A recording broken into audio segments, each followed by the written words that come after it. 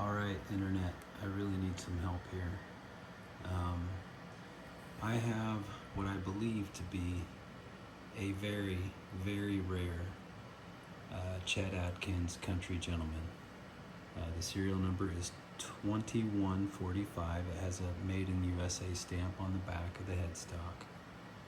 It's a 2-owner guitar.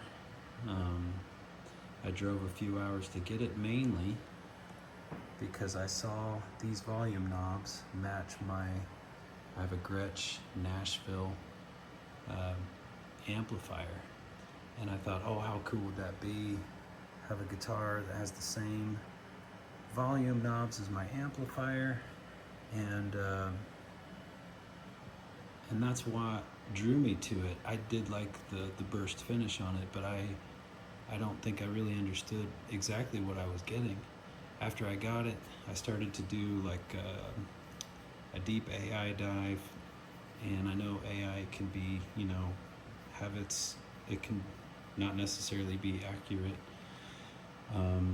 but it said that it is a 1971, which is a transitional year for, I think they were moving from one factory to another in Arkansas.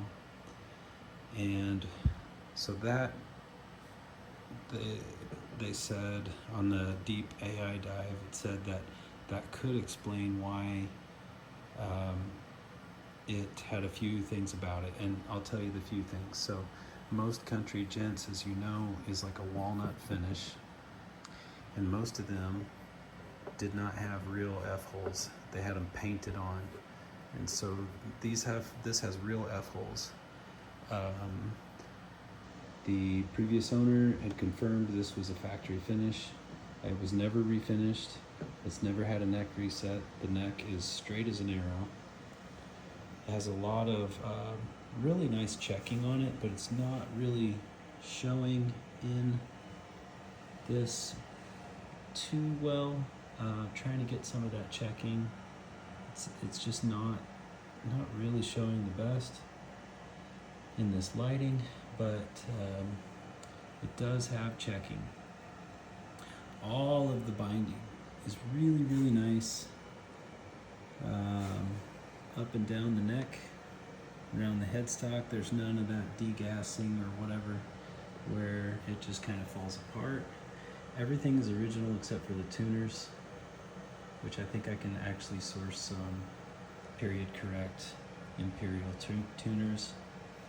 Has an ebony fretboard, and the action is really nice.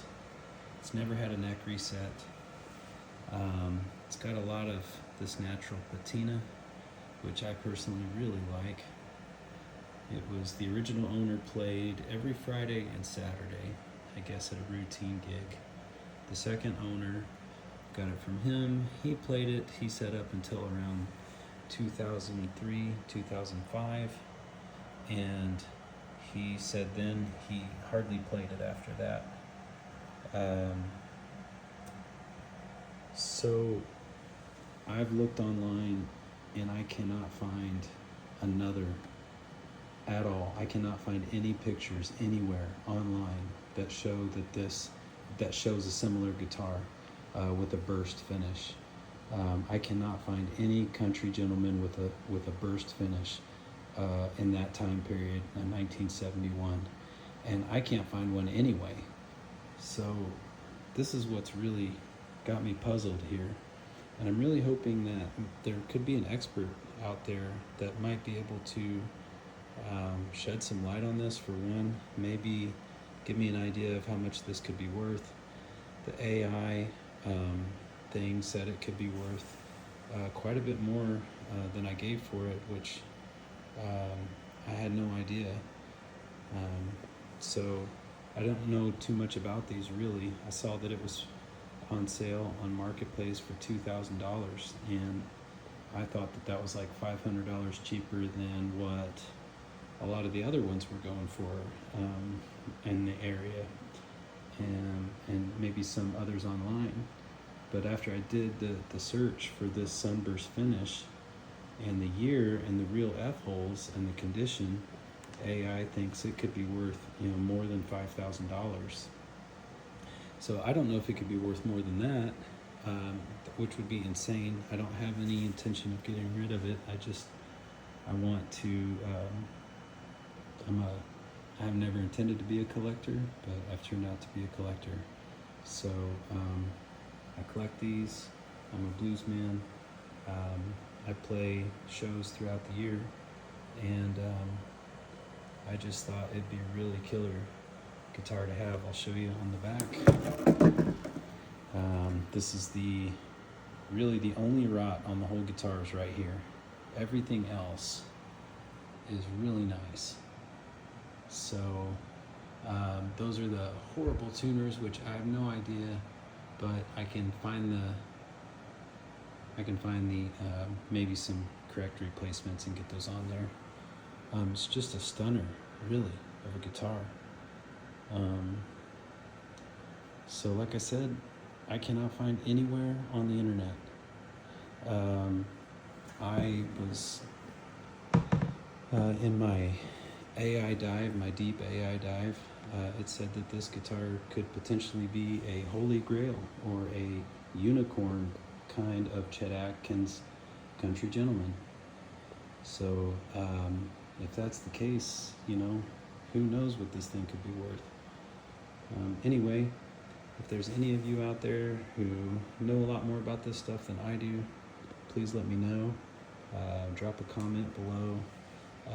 I do have a little channel where I tinker with amplifiers, and I post my little adventures with that. So if you are interested at all in some old amplifier kinds of things coming back to life, maybe consider subscribe. I'll show you. This is a pretty sweet Magnetone from 1959. This is a silver tone that I worked on and brought it back to life. This is a 1949 BR9 that I got with a wooden, just the bare wood, didn't work at all. I've got some chassis views, and then I found a 1940s awning fabric that I put on there, and I think I pulled it off. I think it's okay. I think it looks pretty killer. This is a early 70s 40 watt or 45 watt super reverb. Can't remember now off the top of my head. But this thing was completely horrible. Left open in a barn. Got it back together. Stretched new grill cloth and rewired a lot of it. Got it going. So yeah, just post little things about that. Anyway, there you go. It's a Country Gentleman, and 1971 apparently. Thanks for tuning in. Please give me your thoughts and comments below.